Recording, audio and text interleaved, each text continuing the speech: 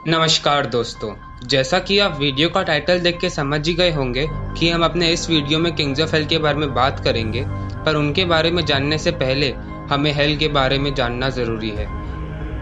जब हम हेल शब्द सुनते हैं तो हमारे आंखों के सामने हमें तड़पती हुई आत्माएं, शैतान और अग्नि दिखाई देती है। अलग अलग धर्मों ने अलग अलग प्रकार से हेल को डिफाइन करने का प्रयास किया है। हेल एक ऐसी जगह है जहां पर बुरी आत्माओं और डीमंस को तड़पाया जाता है। इसी हेल के आधार पर हम रिलीजन्स को 3 ब्रॉड कैटेगरीज में बांट सकते हैं। तो शुरुआत करते हैं पहली कैटेगरी से।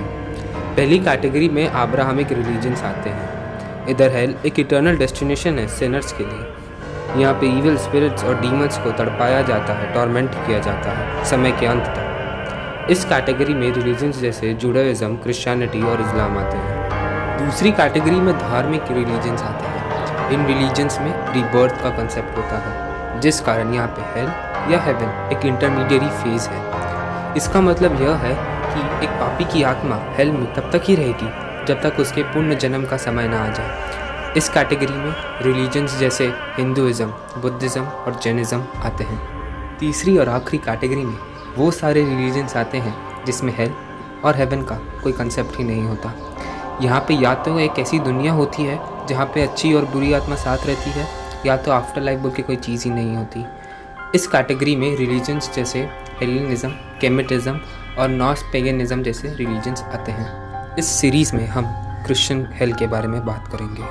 क्रिश्चियनिटी में हेल एक ऐसी जगह है जहाँ पे एक तरफ कभी ना बुझने वाली आग है तो दूसरी तरफ काला अंधेरा।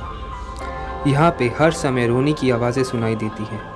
ऐसा माना जाता है कि ये आवाज़ें उन आत्माओं की है जिन्हें एक स्पिरिचुअल, मेंटल और फिज़िकल लेवल पे टॉर्चर किया जाता है। इसी हेल के 9 राजा हैं जिन्हें कॉमनली 9 किंग्स ऑफ हेल बोला जाता है। हालांकि अलग अलग लोगों ने अलग अलग डीमंस को किंग्स ऑफ हेल माना है, पर हम अपने इस सीरीज़ में द लेसर की ऑफ सोलोमन में दिए गए किंग्स ऑफ हेल के बारे में बात करेंगे। द लेसर की ऑफ सोलोमन में दिए गए 9 किंग्स हैं बेयाल, पुरसन, बालाम, पेमोन, आस्मोडियस, ज़ाइगाइन, विनय, बेलिथ, बेलियाल। इस वीडियो में हम पहले 3 किंग्स के बारे में बात करेंगे और नेक्स्ट वीडियो में बाकी के 6 के बारे में। तो शुरुआत करते हैं बेयल से। ऐसा कहा जाता है कि बेयल के 3 सर होते हैं, एक कैट का, एक टोट का और एक ह्यूमन का।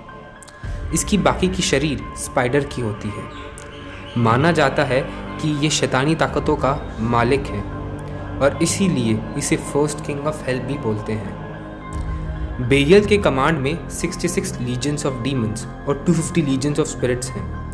लीजन का मतलब है एक ग्रुप 3000 से 6000 का। ये लोगों को आर्ट ऑफ इनविजिबिलिटी सिखा सकता है। ये ईस्ट में रहता है और ईस्ट को ओन करता है। इसकी आवाज़ बहुत रफ है, मानो इसका गला बैठा हुआ हो। दूसरे नंबर पे पुरसन आता है। ये एक बहुत ही शक्तिशाली किंग है। इसका चेहरा शेर का है। इसके हाथ में एक सांप रहता है और ये एक भालू पे सवार रहता है।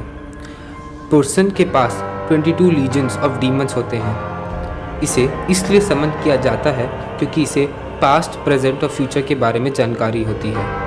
इसे यूनिवर्स से कुछ ऐसे रहस्य पता होते हैं जिसकी जानकारी किसी के पास नहीं होती। इसके आने से पहले ट्रम्पेट्स की आवाज़ें सुनाई देती हैं। तीसरे नंबर पर बलाम आता है। बलाम is one of the wittiest demons. ये समझदार होने के साथ साथ बहुत शक्तिशाली भी है।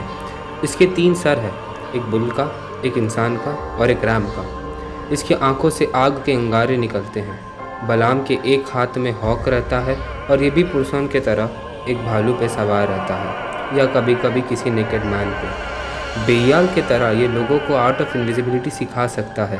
ये आपको बहुत समझदार बना सकता है और आपके हर सवाल का परफेक्ट आंसर है इसके पास, तो इसे कल ही बुलाएं। तो इसी के साथ हमारा वीडियो ख़त्म होता है। उम्मीद करता हूँ कि आपको हमारा वीडियो पसंद आया। लाइक करिए, शेयर करिए और हमारे चैनल को सब्सक्राइब करिए।